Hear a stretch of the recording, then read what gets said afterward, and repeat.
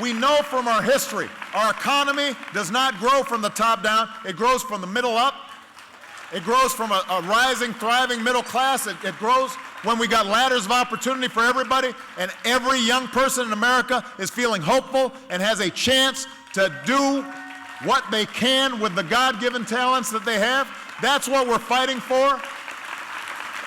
That is what you should be fighting for.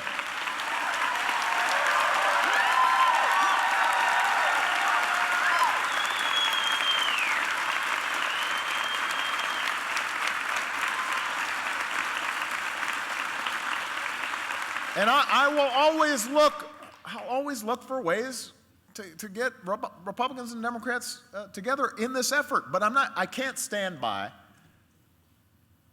with partisan gridlock that's the result of cynical political games that threaten the hard work of millions of Americans. I'm not just going to stand by and say, okay, I guess that's the way it is.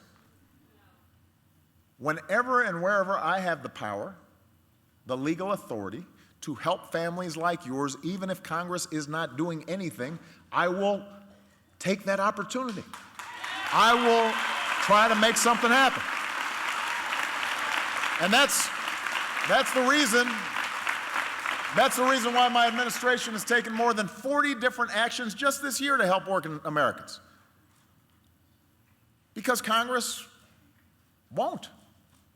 Congress won't act to make sure a woman gets equal pay for equal work, so I made more women have the protections they need to fight for fair pay in the workplace, because I think when women succeed, America succeeds. So we went ahead and did that. Congress won't act to create jobs in manufacturing or construction. Well, I went ahead and speeded up permits for big projects. We launched a new hub to attract more high-tech manufacturing jobs to America. I want to make sure the next revolution in manufacturing is right here in America. It's an American revolution, not a German or a Chinese revolution. I want it happening right here in Austin, Texas.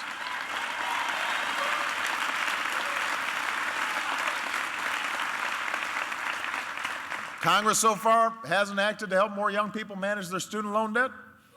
So I acted with my lawful authority to give nearly 5 million Americans the chance to cap their student loan payments at 10% of their income so they can manage it better, so that if they go into teaching or they go into social work or they're doing something in a non-for-profit, that they're not encumbered by mountains of debt. I don't want our future leaders saddled with debt before they start out in life.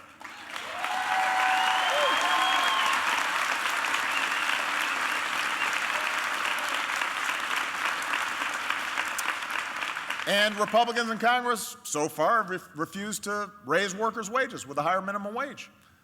So I acted to require that federal contractors pay their employees a fair wage of at least $10.10 an hour, which would give hundreds of thousands of workers a raise. I asked business owners and governors and mayors and state legislators, anybody I could work with, do what you can on your own, I told them. Since the first time I asked Congress to raise the minimum wage, Congress hasn't done anything, but 13 states have gone ahead and raised theirs. And by the way, this is important to remember, just because folks are always trying to run the okey doke on you.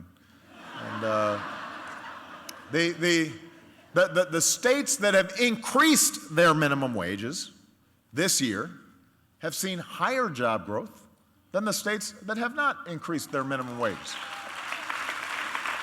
And more business owners are choosing to lift wages for their workers because they understand that it's going to be good to have productive workers, loyal workers, invested workers.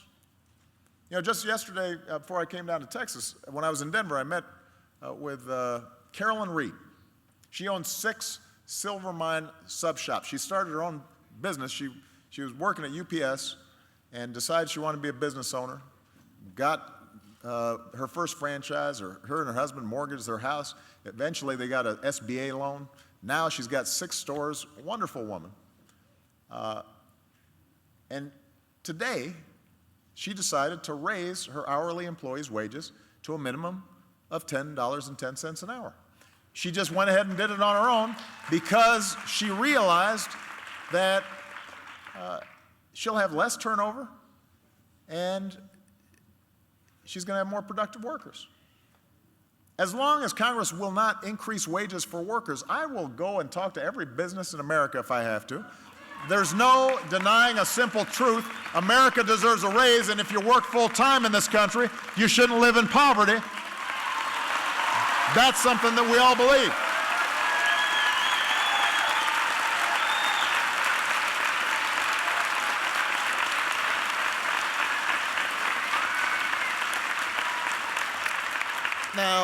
Now here's where it gets interesting. There are a number of Republicans in Congress, including a number in the Texas delegation, who are mad at me for taking these actions. They actually plan to sue me. Now, I don't know which I find most offensive, me helping to create jobs, or me raising wages, or me easing the student loan burdens, or me making sure women can find out whether they're getting paid the same as men for doing the same job.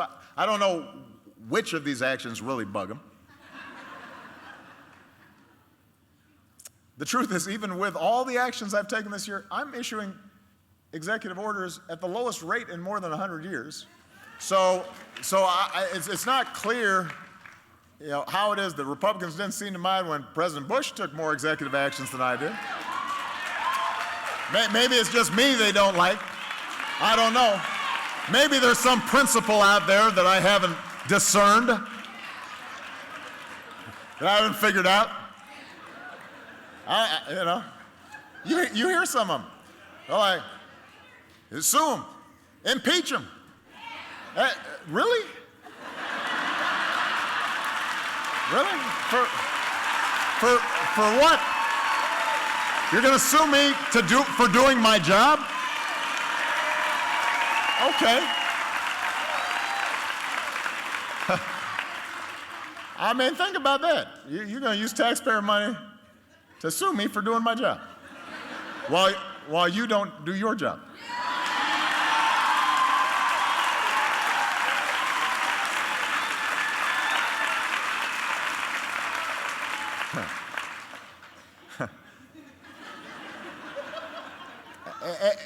There's a great movie called The Departed, a little violent for kids, but there's this scene in the movie where Mark Wahlberg, they're on a stakeout, and somehow the guy loses the guy that they're tracking, and Wahlberg's all upset and yelling at the guy, and the guy looks up and he says, "Well, who are you?" And Wahlberg says, "I'm the guy doing my job. You must be the other guy."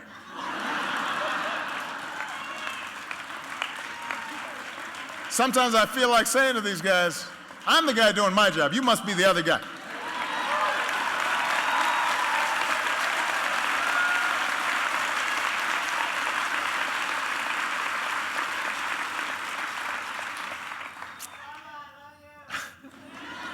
So rather than wage another political stunt that wastes time, wastes taxpayers' money, I've got a better idea. Do something. If you're mad at me for helping people on my own, let's team up. Let's pass some bills. Let's help America together.